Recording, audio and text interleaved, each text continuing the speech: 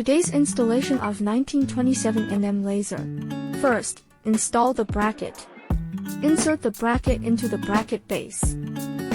And install screws from the bottom and tighten them.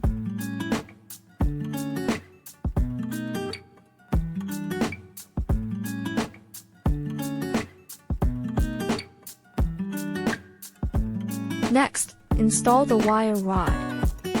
Loosen the screws located on the bracket and insert the wire rod, then tighten the screws again.